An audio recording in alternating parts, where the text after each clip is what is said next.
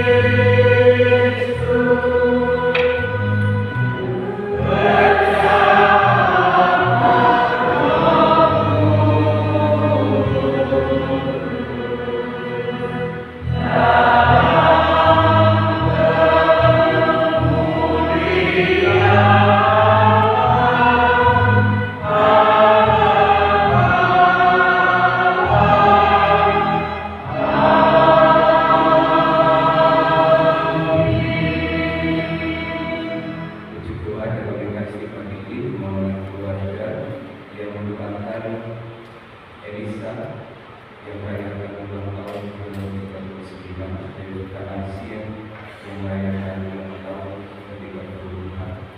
Semoga Allah senantiasa menyertai dan kehidupan mereka dengan berkah kesehatan, kesejahteraan, dan sukacita di dalam hidup. Marilah kita berdoa. Ya dalam diri Yesus Kristus Putramu yang telah wafat dari bangkit dunia, Engkau selalu hadir dan menggembalakan kami. Kami mohon berilah kami kesetiaan, mendengarkan sabdanya dan melaksanakan kehendaknya, seperti Allah yang hidup dan berkuasa bersama Engkau dalam persatuan Roh Kudus, Allah sepanjang segala masa. Amin. Bacaan dari Kisah Para Rasul. Pada zaman kembali, Paulus dan Barnabas melanjutkan perjalanan dari Perga, lalu tiba di Antiokhia di Pisidia. Pada hari Sabat, mereka pergi ke rumah ibadat lalu duduk di situ. Setelah selesai ibadat, banyak orang Yahudi dan pemanah agama Yahudi yang takut akan Allah mengikuti Paulus dan Barnabas. Kedua rasul itu lalu mengajar dan menasihati mereka supaya tetap hidup di dalam kasih karunia Allah. Pada hari Sabat berikutnya, berkumpullah hampir seluruh kota itu untuk mendengar firman Allah. Akan tetapi, ketika orang Yahudi melihat orang banyak itu, penuhlah mereka dengan iri hati, dan sambil menghujat, mereka membantah apa yang dikatakan Paulus.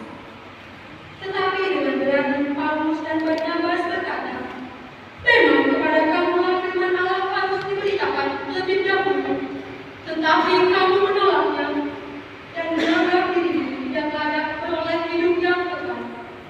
Karena itu kami berpaling kepada bangsa-bangsa lain, sebab inilah yang diperintahkan kepada kamu. Aku telah menentukan engkau menjadi terang bagi bangsa-bangsa yang tidak mengenal Allah, supaya engkau membawa keselamatan sampai ke ujung bumi." Mendengar itu, bergembiralah semua orang yang tidak mengenal Allah, dan mereka memuliakan firman Tuhan. Dan semua orang yang membutuhkan Allah untuk hidup yang kekal menjadi percaya. Lalu firman Tuhan disiarkan di seluruh daerah itu. Tetapi orang-orang Yahudi menghasut perempuan-perempuan pemuka yang takut akan Allah dan pembesar-pembesar di kota itu. Begitulah mereka menimbulkan penganiayaan atas Paulus dan Barnabas dan mengusir mereka dari daerah itu. Akan tetapi, Paulus dan Barnabas membebaskan kedua kaki mereka sebagai peringatan bagi orang-orang itu, lalu pergi ke Ikonium. Dan murid-murid di Antiokhia penuh dengan sukacita dan dengan Roh Kudus. Demikianlah sabda Tuhan.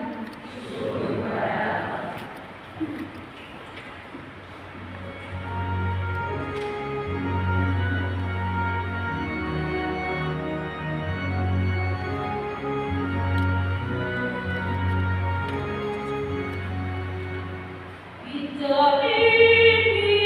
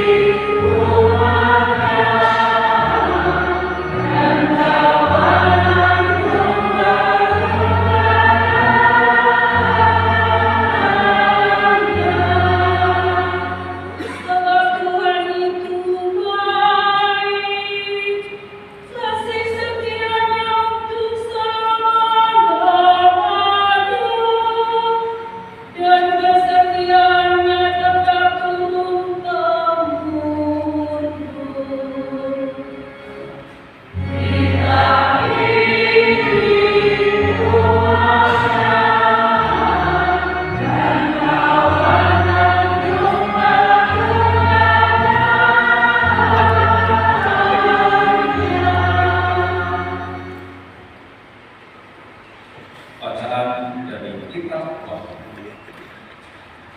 Aku, Yohanes, mendapat penglihatan sebagai murid. Nampaklah suatu kumpulan besar orang banyak yang tidak terhitung banyaknya dari segala bangsa dan suku, kaum dan bahasa.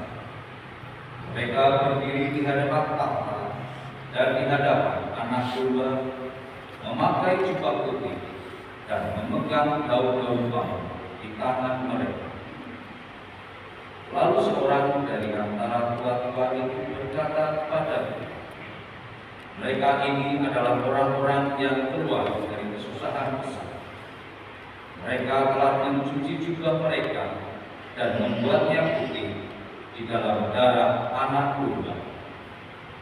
Karena itu, mereka berdiri di hadapan tahta Allah dan siang malam melayani Dia di bait suci. Dan Dia yang duduk di atas tahta itu akan membentangkan kemahnya di atas mereka. Mereka tidak akan menderita lapar dan dahaga lagi. Matahari atau panas terik tidak akan menimpa mereka lagi.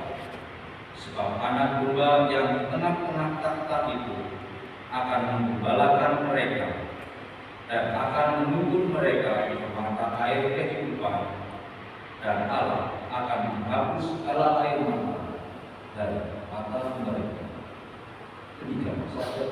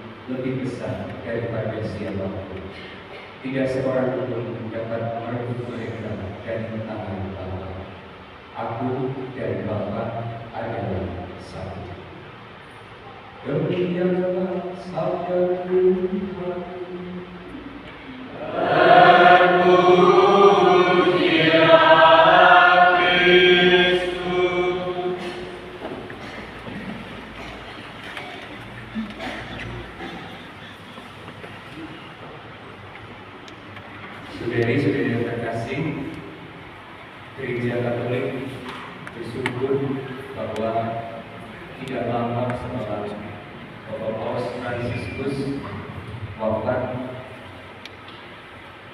dilaksanakan ulang yang kardinal Paus baru yang mengembalakan kita semua. Beliau mengambil nama Paus Leo ke-14, Kardinal Robert Prevost. Moto kepausan yang didengungkan kalau kita mengikuti media sosial, in illo uno unum, in illo uno unum. Dalam Kristus yang satu, kita adalah satu. In illo uno unum. Dalam Kristus yang satu, kita adalah satu. Saya menawarkan permenungan dari apa yang beredar di dalam media sosial, secara khusus mengenai Paus Leo ke-14 ini. Beberapa poin penting yang bisa jadi menjadi gerak pastoral Bapak Paus di dalam kegembalaannya bagi kita semua.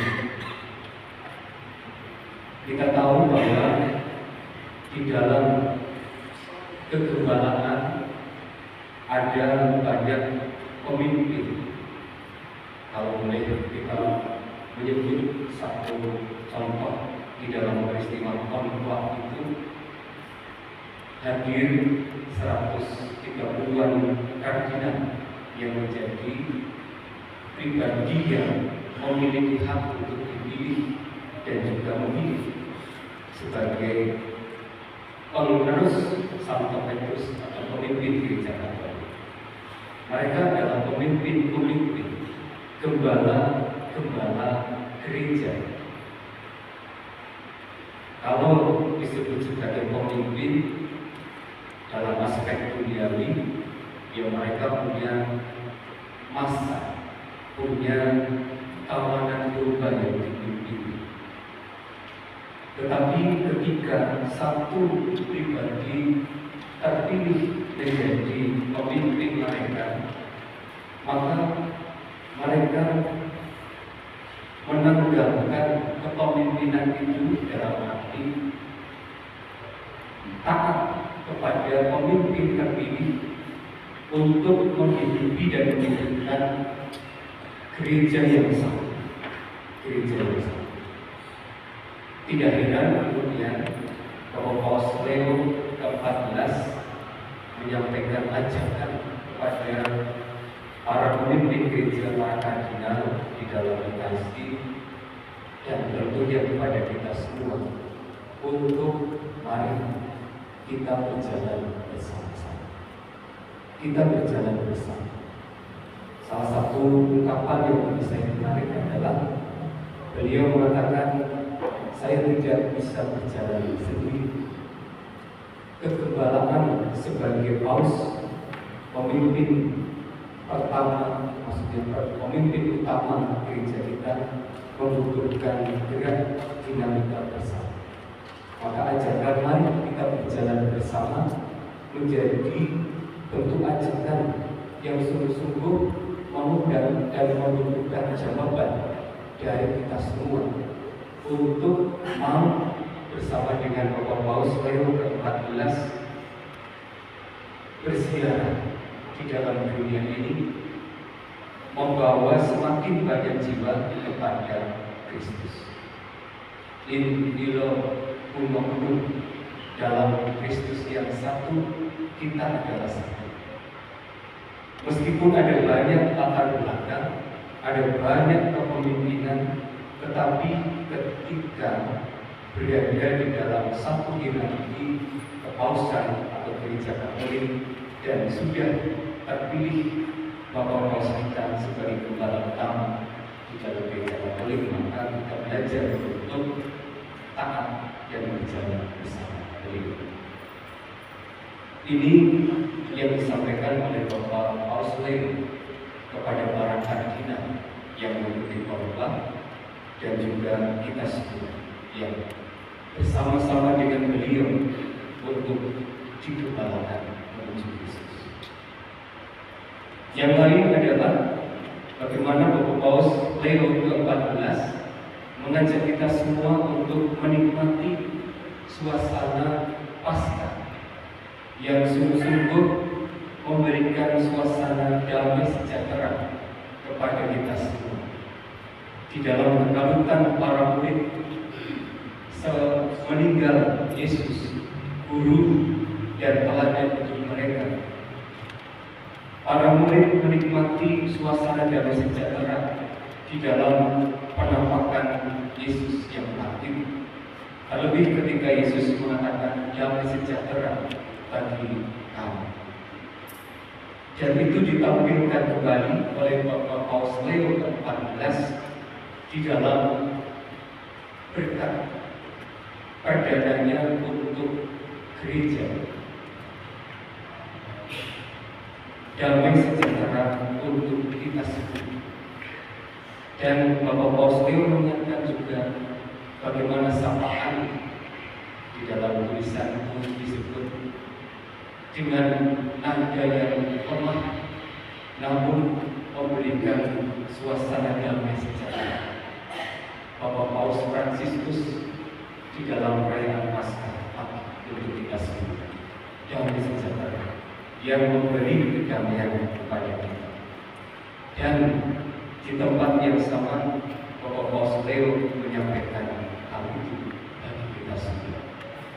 Tentu di dalam refleksi gereja, damai sejahtera yang disampaikan oleh Bapak Paus Leo ke-14 bisa menjadi sebuah pemaknaan tentang makna kegembalaan yang akan beliau jalani memimpin gereja Katolik dunia menuju kepada Kristus.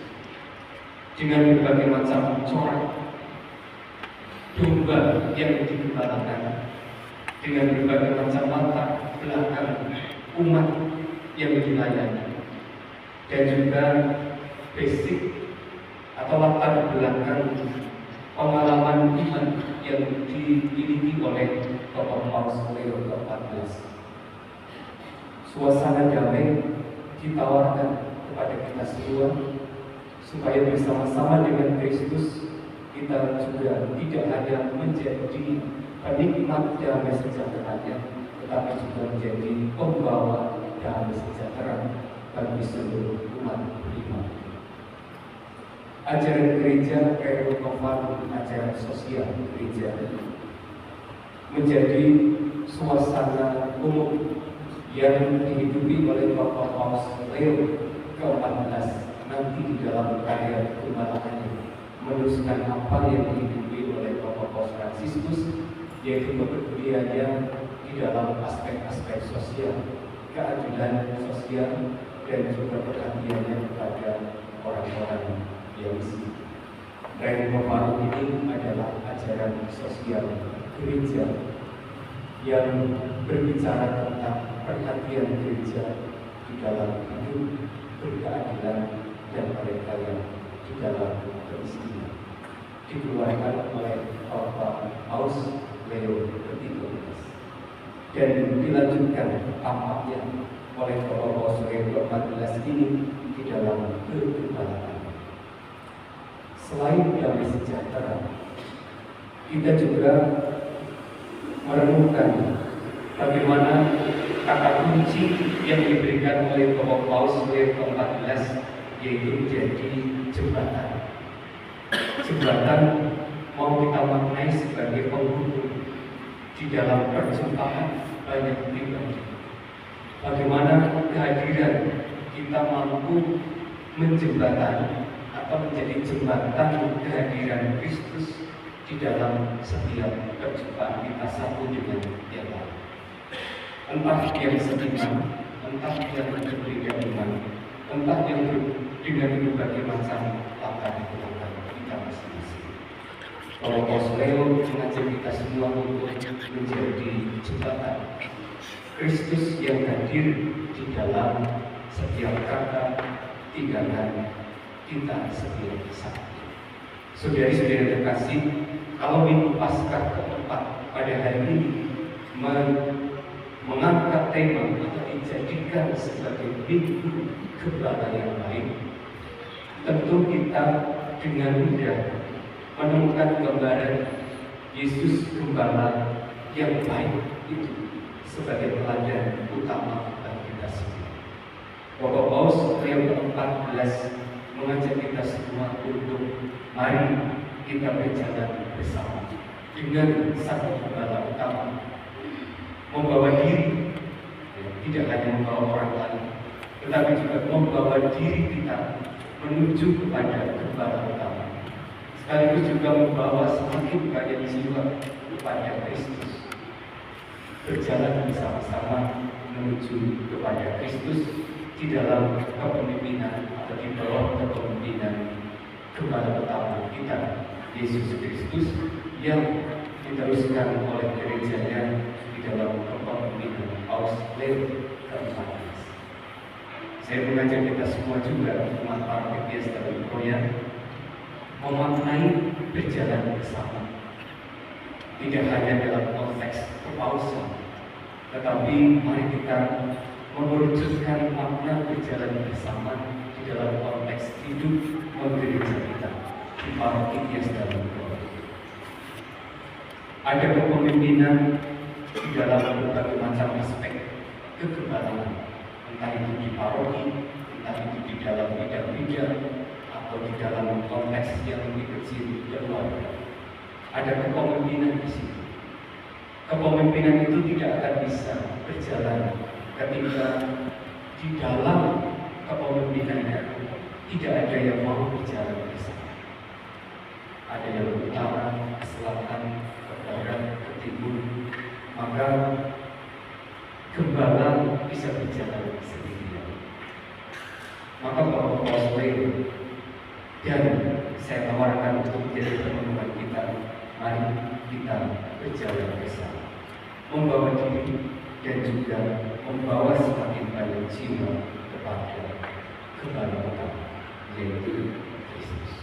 Kalau saat ini kita belum bisa berjalan bersama, mari kita mencoba untuk mendengarkan dengan hati suara gembala utama, yaitu Yesus, yang selalu memanggil kita untuk berjalan bersama Dia kepada yang kecil. Yang kedua, saya juga menawarkan untuk kita semua, umat Parokes dalam Korea, bagaimana kita memaknai hidup dalam damai sejahtera. Hidup damai itu memberi nuansa dan suasana yang lebih positif daripada hidup di dalam keterceraian budaya. Rasanya hidup damai itu akan lebih membawa kita pada suasana sukacita daripada sebaliknya. Keterceraian itu lebih dekat dengan yang namanya suasana kedukaan, kesedihan, kepahitan, dan lain sebagainya. Maka mari kita memilih mana yang lebih membawa kita pada suasana sukacita di dalam hidup bersama. Kita menjadi pribadi yang menikmati suasana damai sejahtera itu dari Kristus. Mari kita juga menjadi pembawa damai sejahtera di dalam hidup kebersamaan kita. Apapun cara dan kondisi, mari kita membawa diri kita sebagai pribadi yang sungguh-sungguh telah menikmati damai dan kita menjadi pembawa damai. Dan yang ketiga, saya tawarkan juga untuk mari kita hidupi bersama-sama. Kita menjadi jembatan di dalam hidup bersama. Kadang-kadang susah mengkomunikasikan sesuatu kepada yang lain.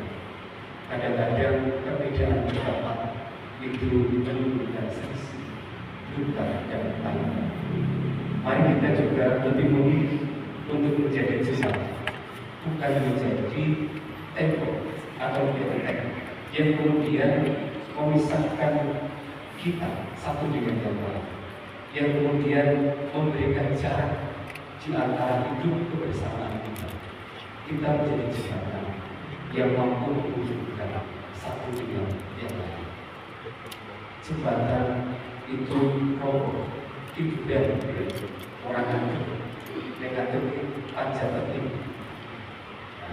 Jembatan itu roboh, merobohkan diri, merendahkan diri. Saya mau membahasakan tentang untuk menjadi jembatan perlu kerendahan hati, perlu kerendahan. Kadang-kadang perlu menanggalkan diri juga, ego kita secara pribadi, untuk bisa menjadi jembatan. Juga siap untuk diinjak-injak, itu menjadi jembatan. Untuk apa? Supaya ada perjumpaan kasih di dalam hidup bersama. Kalau di dalam hidup bersama tidak ada yang mau menjadi jembatan, saya yakin tidak ada hidup bersama.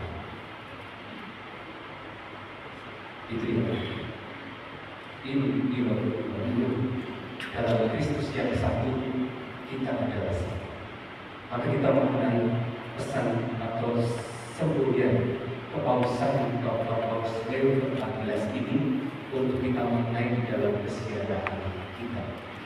Besok atau nanti pagi kita akan melakukan kesejahteraan menuju hati kudus Yesus tegak. Kesejahteraan hidup. Mari kita mengenai ini sebagai sebuah kesejahteraan berjalan bersama. Di dalam perjumpaan satu dengan yang lain, kita memaknai diri kita yang hadir sebagai pribadi yang menikmati damai dan membawa damai di dalam kesejahteraan itu. Dan mari kita juga di dalam kesejahteraan bersama saling menjadi jembatan kasih Allah di dalam kehidupan kita. Mari kita bawa diri kita sebagai pribadi pembawa Kristus di dalam kesejahteraan. Dimuliakan Tuhan kini dan sepanjang masa. Amin. Kita bangkit diri, kita letakkan diri lagi percaya. Aku percaya kepada Allah.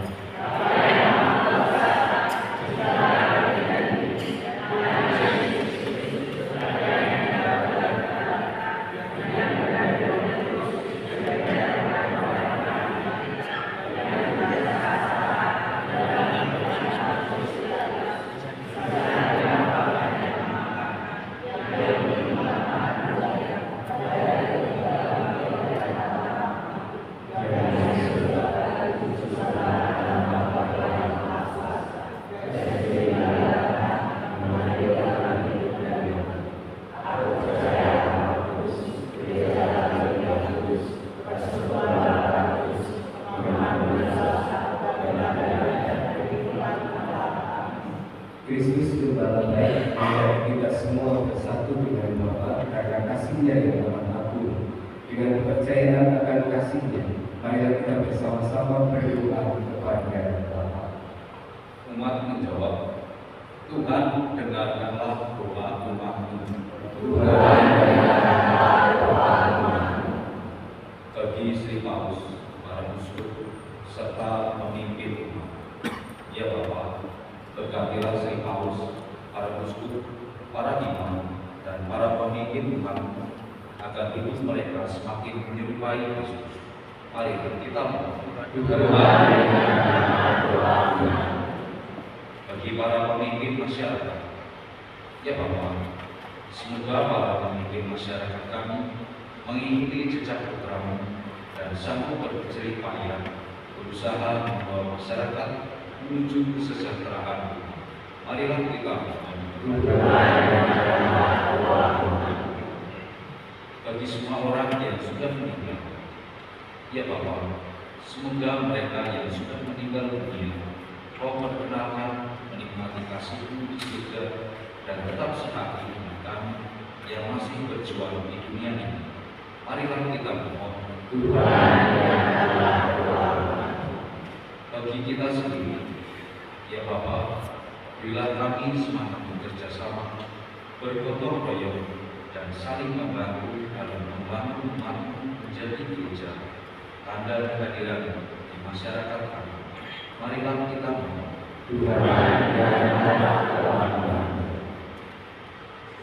Allah Bapa kami, semoga Yesus Tuhan baik kami dapat dijumpai dalam segala kata dan perbuatan kami, dan semoga kami semua dibimbing oleh-Nya kepada-Mu, sebab Dialah Tuhan pengarah kami. Amin. Kita tetap diberi kasih bersama.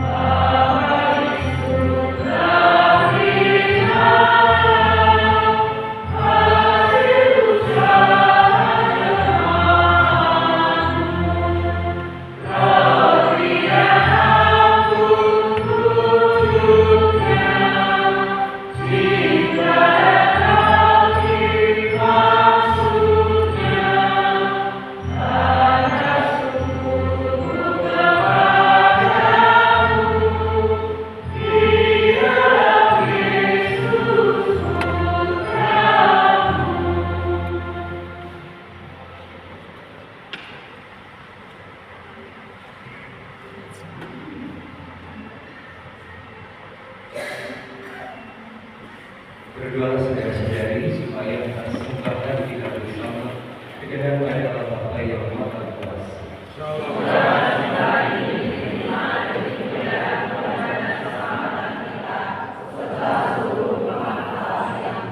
Ya terima persembahan kami ini dan pemberian kepada kami ikut serta dalam perjamuan putra, sebab dialah Tuhan pengantar kami.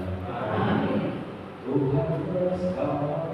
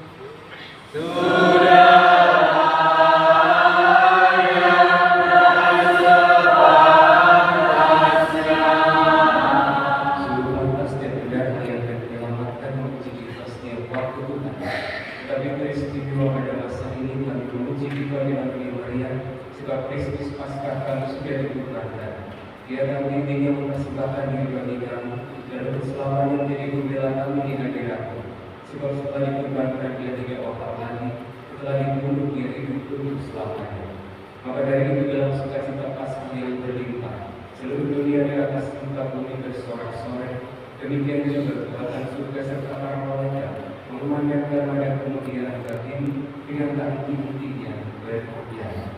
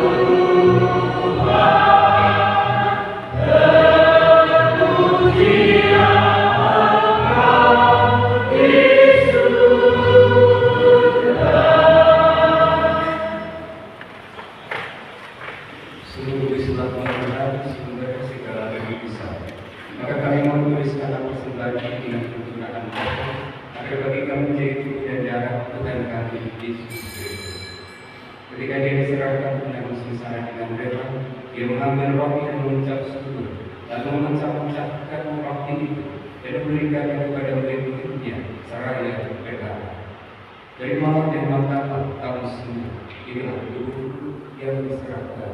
Amin.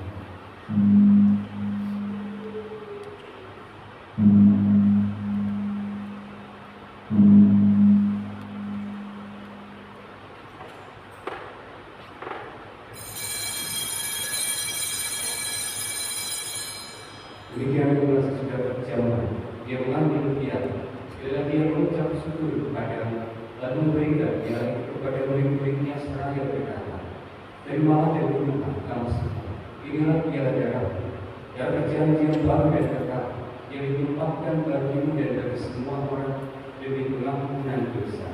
Lakukanlah ini sebagai kenangan akan aku."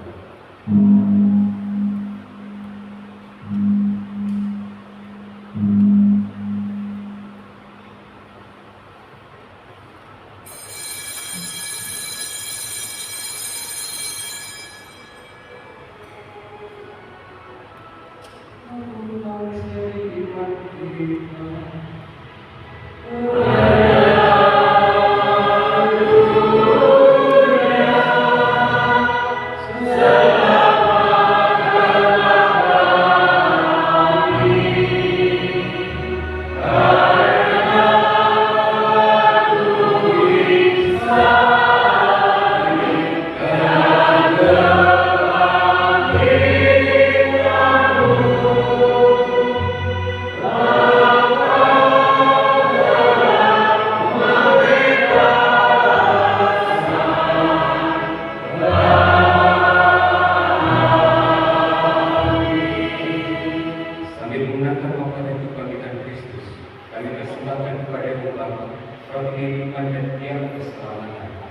bersyukur sebab kami keluarga melayani pada Engkau dan berbakti kepada-Mu. Dan kami mohon semoga kami yang menerima tubuh dan darah Kristus dihimpun menjadi satu umat oleh Roh Kudus. Ingatlah menggunakan gereja yang tersebar di seluruh bumi, agar kami menyempurnakannya dalam cinta kasih, dalam persatuan dengan Paus kami, Leo ke-14, dan uskup kami, Kristoforus, serta semua rohani kami. Ingatlah juga agar saudara-saudara kami yang telah meninggal dengan harapan akan kami, dan akan semua orang yang telah berpulang dalam kerahiman, dan terimalah mereka dalam cahaya wajah. Kami mohon kasihanilah kami semua, agar kami dapat mengenal dia abadi bersama Santa Perawan Maria Bunda Allah, Santo Yosef lainnya, para rasul dan semua orang kudus sepanjang masa yang hidupnya berkenan kepada Allah. Semoga kami penuh kemenangan serta memuji dan memuliakan Engkau dengan pengantaran Yesus Kristus Putra, dengan pengantaran Dia bersama Dia dan dalam Dia, bagi Allah Bapa yang Maha Kuasa, dalam persekutuan dengan Roh Kudus, segala hormat dan kemuliaan sepanjang segala masa. Amin.